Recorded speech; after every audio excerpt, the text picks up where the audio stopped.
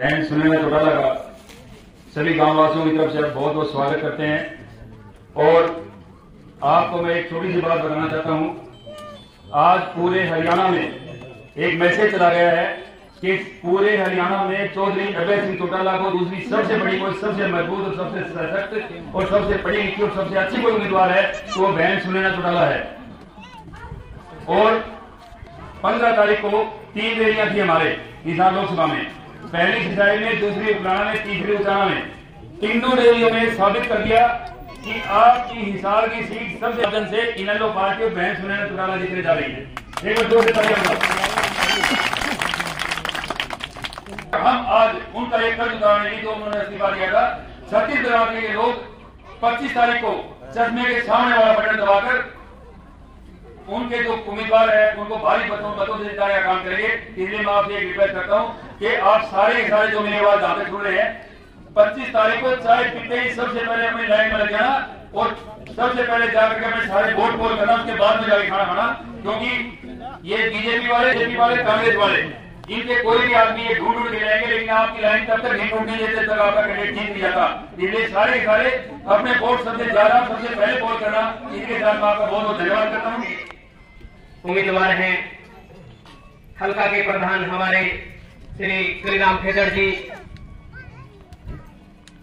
बलराज संबरवाल जी, हमारे भाई मुकेश संडोल जी,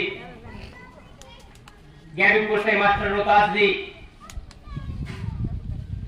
वह सम्मानित मंच खरकड़ा की वाल्मीकि चौपाल में पहुंचने पर हम आप सभी का पूरे ग्राम पंचायत सरकार की तरफ से हार्दिक अभिनंदन करते हैं, स्वागत करते हैं और आपको विश्वास दिलाते हैं आने वाली 25 तारीख को खरकड़ा गांव से एक कीमती वोट दान पर डालकर हमारी बड़ी बहन सुनैना चौटाला जी को जिताने का काम करेंगे। मैं मेरे गांव वासियों में मेरा परिवार बैठा है यहाँ पे सारा, मैं उनको बताना चाहता हूं कि इंडियन नेशनल लोकदल पार्टी एक ऐसी पार्टी है जिसने हमारे समाज का बहुत मान सम्मान बढ़ाया है। इसलिए हमारा भी फर्ज बनता है कि हमें भी उनका सहयोग और साथ देना चाहिए। हरियाणा के अंदर लोकसभा की 2 रिजर्व सीटें हैं। सरसा से हमारे भाई संदीप लोट कांवड़ जी को उम्मीदवार बनाया है चौधरी अभय सिंह चौटाला जी ने, और अंबाला से हमारे गुरुप्रीत वाल्मीकि जी को उम्मीदवार बनाया है। इसीलिए कांग्रेस पार्टी ने और बीजेपी पार्टी ने हमारे को आज तक ऐसा कोई भी मान सम्मान नहीं दिया है। इसलिए हमारा फर्ज बनता है कि हमें बढ़ चढ़कर इंडियन नेशनल लोकदल पार्टी का सहयोग करना चाहिए और आने वाली 25 तारीख को अपना एक कीमती वोट चश्मे के सामने वाला बटन दबाकर बहन सुनैना चौटाला जी को जिताने का काम करना चाहिए। और मैं आप लोगों को एक और छोटी सी बात, छोटी नहीं बड़ी है, हमारी बहन सुनैना चौटाला जी हमारे पड़ोस के गांव दौलतपुर की बेटी है, इसलिए हमारी भी बहन और बेटी है। इसलिए हमारा फर्ज बनता है, कर्तव्य बनता है कि हमें उनको एक कीमती वोट देकर जिताएं। और बाकी के उम्मीदवार तो आप लोगों को पता है, कांग्रेस का उम्मीदवार है हमारे आसपास के है नहीं है, जयप्रकाश जी बाल के हैं, वो सिर्फ वोट लेने के लिए आते हैं सत्ता के लालच में और हमारा वोट लूट कर चले जाते हैं और 5 साल तक अपनी शक्ल हमारे को नहीं दिखाते। और इसी प्रकार से मैं हमारे एक और आदरणीय चौधरी रणजीत सिंह चौटाला जी जो कि बीजेपी के कैंडिडेट हैं, वो भी पहले बिजली मंत्री थे हरियाणा में बीजेपी सरकार में। आप लोगों ने कभी भी गांव में, आस पड़ोस के गांव में, बरवाड़ा में उनको किसी ने देखा है? कभी नहीं आए, लेकिन बिजली मंत्री थे। सबसे मजबूत, ओजस्वी और तेजस्वी जो उम्मीदवार है आज हिसार से हमारी बहन सुनैना चौटाला जी हैं। इसलिए आपको सभी से मेरी प्रार्थना है, हाथ जोड़ के गांव की तरफ से, पूरे समाज की तरफ से भारत की ज्वेलरी हमारी बहन सुनैना चौटाला जी को उड़ाने जा रहे हैं। आज आप क्या सुनने बदले बात की मानिए और सही है वही बात की मानिए ये बात बदली और दुआ करके कोई बात मोड़ना आकर रहना तो बात का लग रहा है। और जी को हमने लड्डुओं में तोड़ने का प्रोग्राम भी बनाया है। जितने भी हमारे घटना गांव से हमारे परिवार के समाज के लोग पहुंचे हैं, हम उनका वाल्मीकि चौपाल में पहुंचने पर बहुत हार्दिक अभिनंदन करते हैं, धन्यवाद करते हैं।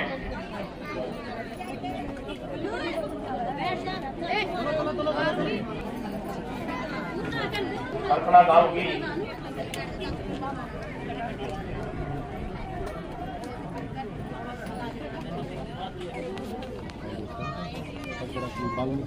मैं झूलेलाल जी का मान सम्मान करते हुए पूरा कल्पना गांव मेरा तो ज्यादा है।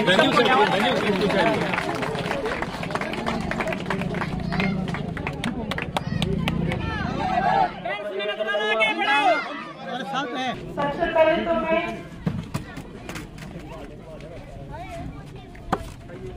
प्रणाम करती हूँ। इस तरह पे आए मेरे पिता तुल्य बुजुर्गों, भारी संख्या में आई मेरी माताओं बहनों, मेरे भाइयों, देश का उज्जवल भविष्य, प्यारे बच्चों, मैं आप सबका बहुत बहुत धन्यवाद करती हूँ। इंडियन नेशनल लोकदल पार्टी का पूरा परिवार आज आपके बीच में है, बहुत ही आदरणीय हमारे हल्का के अध्यक्ष कलीराम खेदर जी, आपके अपने गांव से मेरे बगल में खड़ा अमन जी, जॉब के अध्यक्ष मुकेश नितानी जी, और आपके सुख दुख के साथी बहुत ही मेहनती मेरे भाई बलराज सब्बरवाल जी, बहुत ही मेहनती वीरेंद्र सोथा जी, सम्मानित मंच सुभाष किरमारा जी, तमाम इंडियन नेशनल लोकदल का एक कार्यकर्ता, मैं सबका बहुत बहुत धन्यवाद करके अभिनंदन करती हूँ।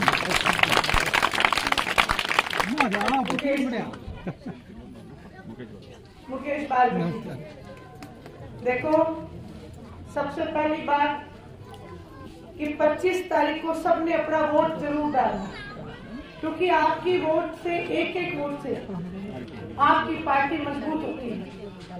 इसलिए अपनी एक नैतिक जिम्मेवारी समझ के 25 तारीख को सबसे पहला काम आपने अपना वोट डालना है।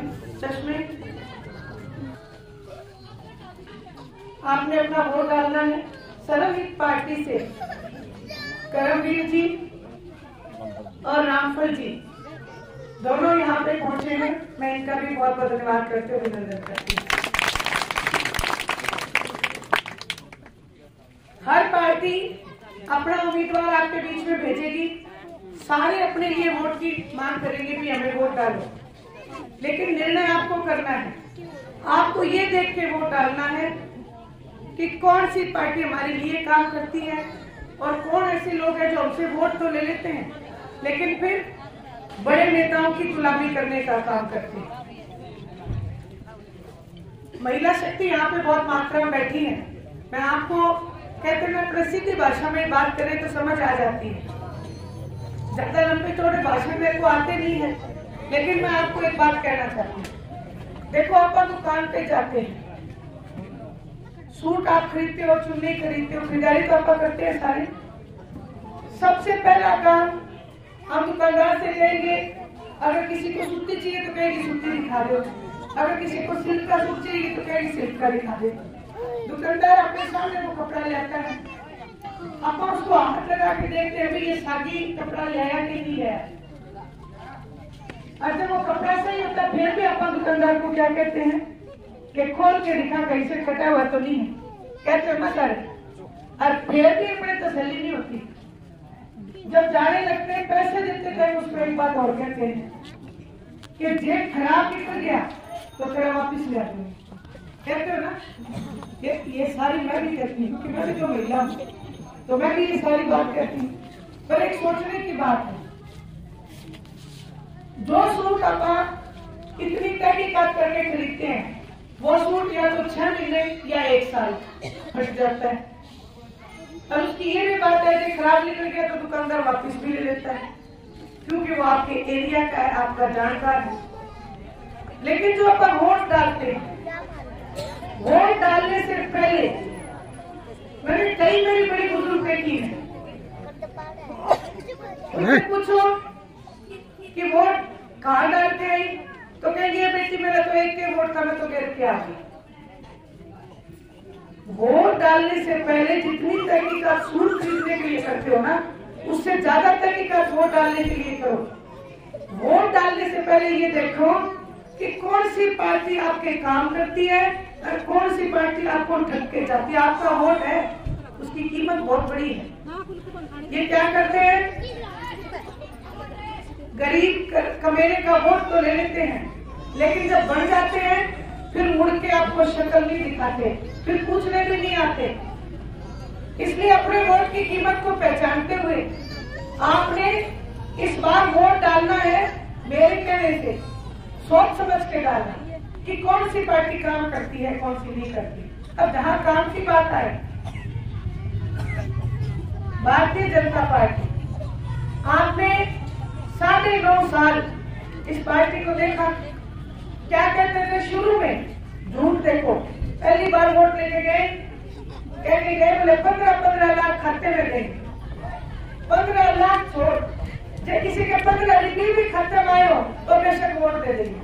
जब 15 रुपये भी आ गए हो, लेकिन 15 अन्य भी किसी के खाते में नहीं गए, सिर्फ झूठ बोली। फिर क्या कहते थे, गरीबी दूर करेंगे। भाई गरीबी दूर कैसे हो सकती है? गरीबी दूर 2 तरीके से दूर हो सकती है। या तो दो नौकरी, एक नौकरी किसी को देते नहीं, और या फिर करो महंगाई कम, फिर तो गरीबी दूर होएगी। ना महंगाई कम, ना किसी को नौकरी, ऐसे गरीबी दूर नहीं होती। फिर क्या कहते थे कि भाई प्लाट देंगे। मैंने 4200 किलोमीटर पूरे हरियाणा के एक गांव की यात्रा की है। मैंने इस यात्रा के दौरान हर गांव में जब हम गए, कभी कहीं हमें एक भी प्लाट ऐसा नहीं दिखा जो प्रधानमंत्री ने किसी गरीब आदमी को दिया हो, एक प्लाट भी नहीं दिखा।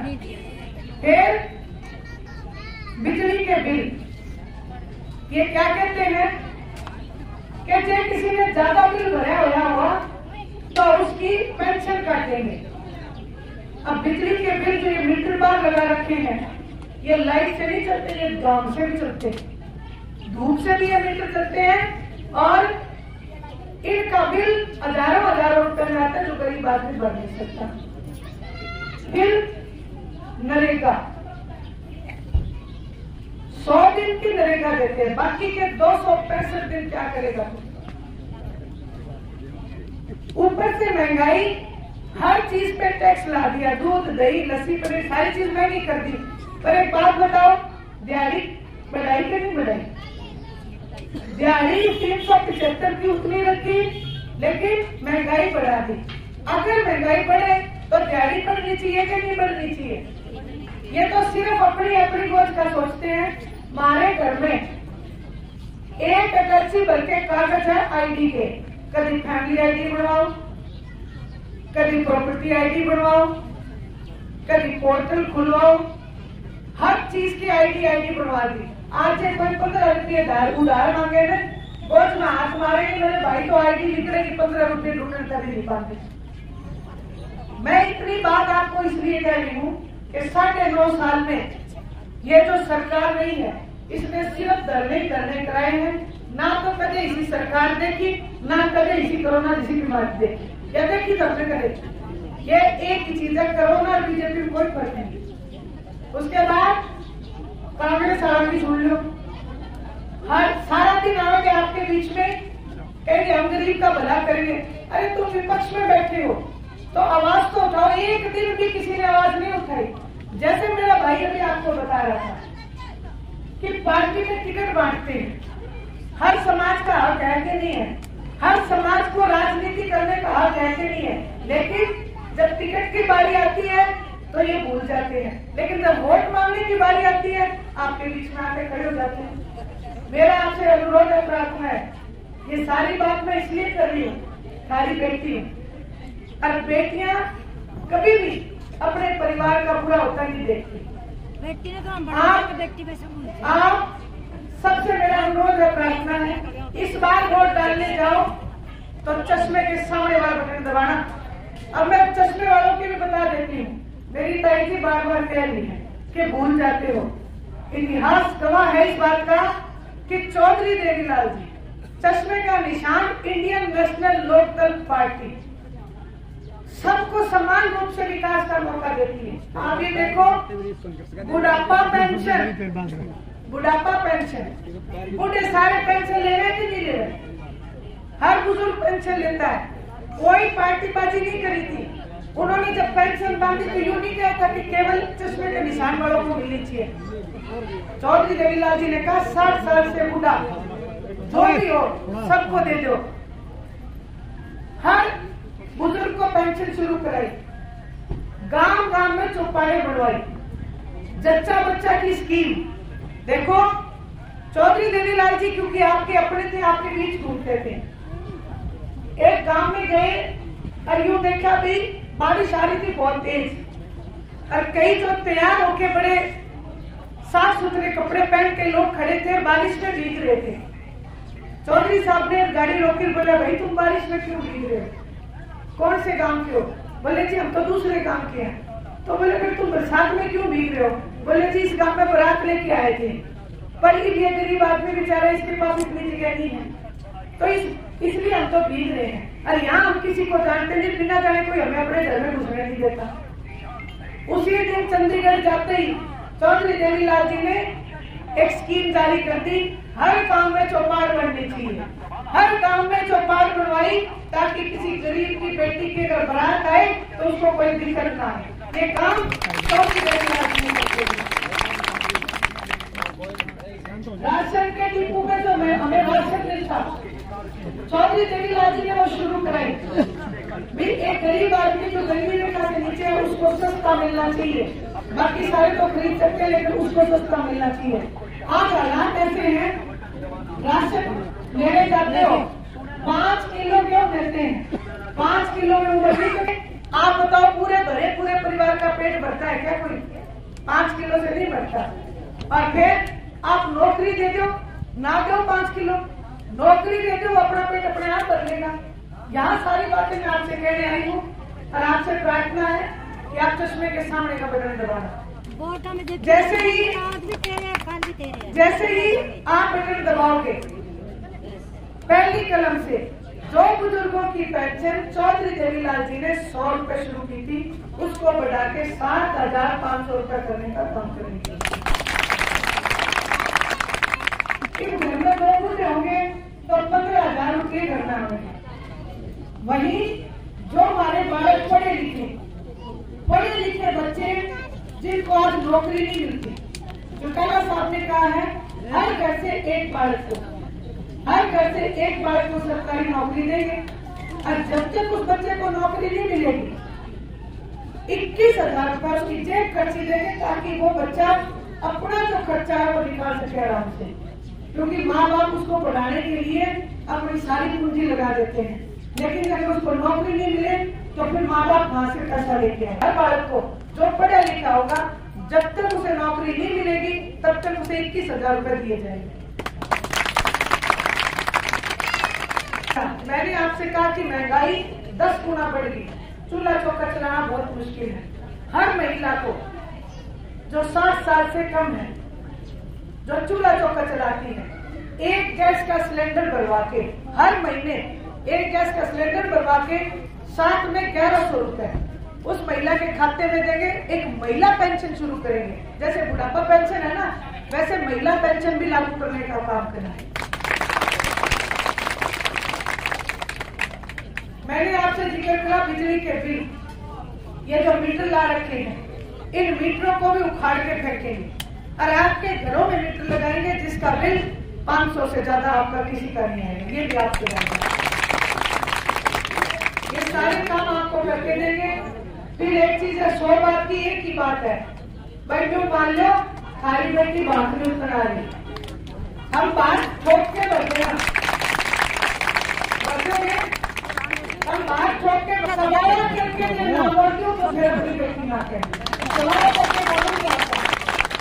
रिश्तेदारियों में आज से जितनी मेरी ये छोटी उम्र की बहू बैठी है, कोई मेरी भाभियां बैठी है, कोई मेरी चाची ताई भी लगती होगी, सारी रिश्तेदार में मजबूत बनाओगे अपनी पेंशन बढ़ेगी। ये बात आज आपको मैं कह के जा रही हूँ, पहली कदम से खाली पेंशन बढ़वाने का काम करूंगी और इससे ज्यादा कुछ नहीं करूंगी।